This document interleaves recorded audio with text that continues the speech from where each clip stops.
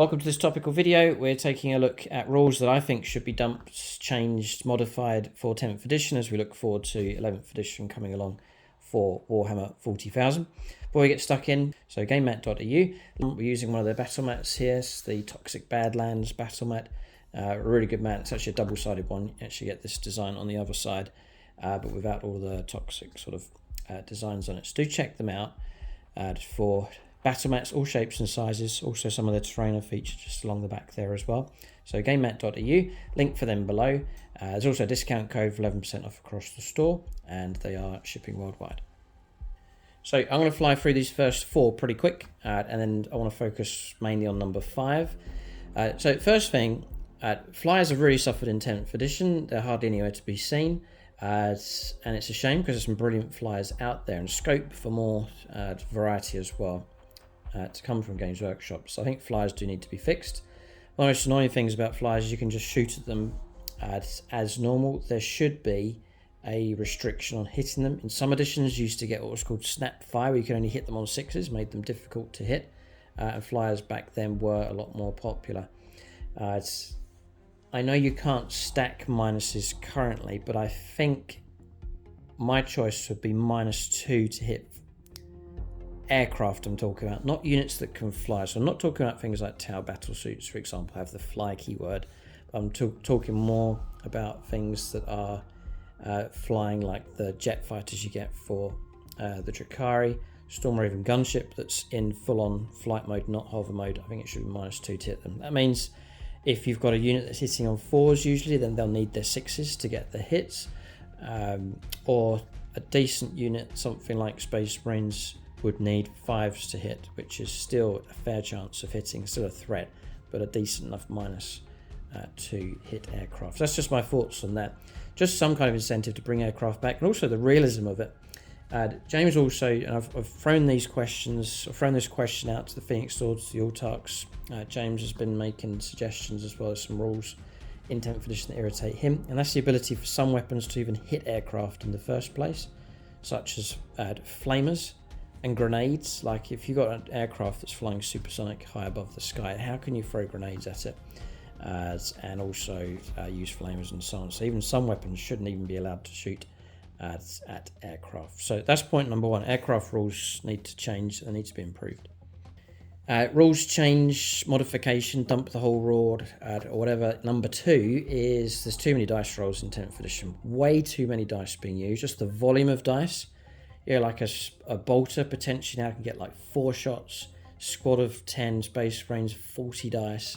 So there's too many dice. I've been playing a fair bit of bolt action. There's just nowhere near as many dice in bolt action. It doesn't really, I don't miss that at all. It's just easier to do. It's easier to calculate the number of dice. There's less dice being rolled on the board, and the whole mechanic, the process is so much quicker, and you still get the results that you're after. So too many dice combined with too many re-rolls of those dice as well. So you could be rolling 40 dice to hit, then you could be re-rolling 1s or re-rolling all of your hit rolls.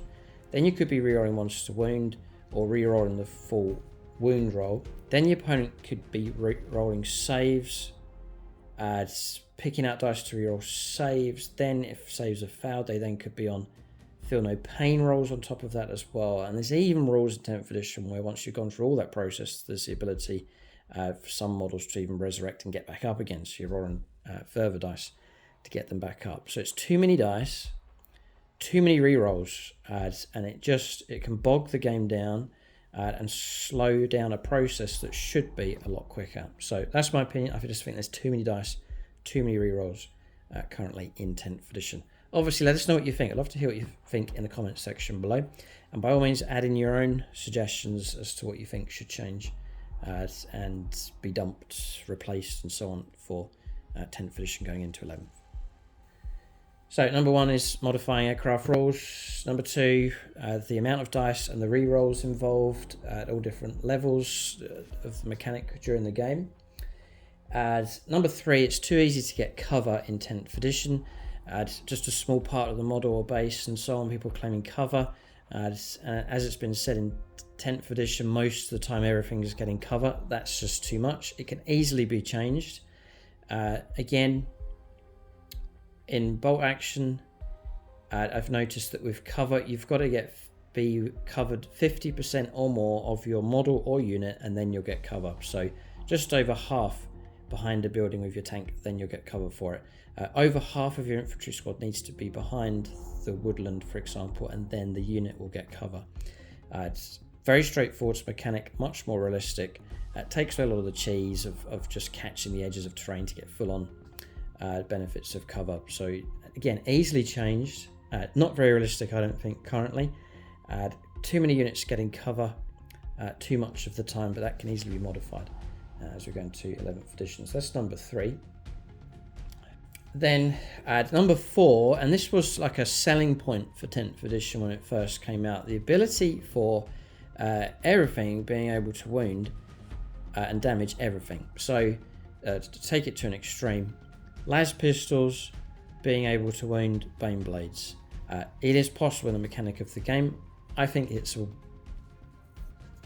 not realistic to a large degree, and it's also a waste of time as well. So you've got a unit that's very unlikely going to do anything to a vehicle, and then you're rolling all the dice. Las guns, are they in rapid fire range? Rerolling, trying to hit the target. Potential rerolls to hit, to wound. Then your opponent's going to make saves, and it just goes on and on for very little point. Not very realistic. I guess there's points for it where you're trying to reflect the extreme chance of some kind of damage being done. But again, it's going to slow the mechanic of the game down. There's previous editions where it just wasn't allowed, wasn't possible, and the game still flowed and carried on quite effectively. And there could still be mechanics in the game where it's still able to damage vehicles. For example, you may have a unit of las guns and they could do nothing to a bane blade, but you can use the grenade stratagem, so they can at least do something to a vehicle. So it's not. So I still think there is that need that some units can do something to target somehow, like the use of grenades on vehicles. But the use of certain weapons that stand no chance of causing damage and wounds just shouldn't be allowed, and it'll save time, to bring back some more realism, and streamline the game a lot better. So, final point of discussion, and this is the biggest change. If I had a choice, if I could choose one thing to change, it would be this for Warhammer 40,000 10th edition, and that is the effects of damage on vehicles. Currently, everything has wounds, so you have a vehicle, it's got 13 wounds, and you've got to try and reduce the wounds down. Then once all the wounds are gone, the vehicle is destroyed, it's removed from the board, and that's the end of the vehicle. If the vehicle's got enough wounds, then it can come with a modifier to it once it reaches a certain threshold. So say it's a 13 wound vehicle and it gets down to like 5 wounds, then that vehicle's going to suffer -1 to hit rolls thereafter for the rest of the game, unless somehow it is repaired. I don't think that's very realistic at all. The only way you can affect a vehicle for its damage is just potentially add -1 to its hit roll. If the vehicle has a lower amount of wounds, say it's a 10 wound vehicle or a 9 wound vehicle, it might be the case that it never suffers any kind of minuses because it doesn't have enough wounds to fall into a bracket. And again, it's not realistic. Why would a smaller vehicle just not be affected by damage as much as a bigger one? So I don't think it's very realistic at all. You can just, I know why Games Workshop have done it. They've made it a lot more tournament friendly, I think, is one of the major motivations behind it. But you've lost a lot of realism, a lot of fun as well. In previous editions, I think it was 5th edition, 6th edition, you could shoot at a vehicle, then try and penetrate the armor. And vehicles had different armor values. You got bonuses for trying to penetrate like side armor and rear armor, which is very realistic. Even thinking historically, usually vehicle armor is weaker on the sides, especially weaker on the rear of the vehicle. That's very realistic. Not this generic equal value all the way around. It's just not very realistic at all. I don't think that's certainly not the case in history. And then in the realm of 40k as well, it's not going to be realistic. The tougher armor is certainly going to be on the front of vehicles. So I don't think that's very realistic at all. And then just your prospects of causing damage against vehicles, you just potentially could cause it -1 for the rest of the game. Why can't you immobilize a vehicle which is a realistic result, or a certain weapon being destroyed, or shaking a vehicle so that it's unable to shoot for a turn or unable to move? Those, I think, are much more realistic outcomes a lot more random, a lot more fun as well. And I remember previous editions, 5th, 6th, and so on, when you had damage charts like that, and I thought it was really good, much better. I've never liked the current system where you're just reducing the wounds down till it's destroyed and then just removing the model. So in previous editions, if you penetrated the armor on a vehicle, you'd then roll to see what kind of damage that you've done. So the lower the result, the vehicle would get off more lightly, and then the highest result would result in the vehicle blowing up. So I think a 6 if you're a die, and this could be modified, the chart could be modified depending on when it's been hit by or how severely it's been penetrated.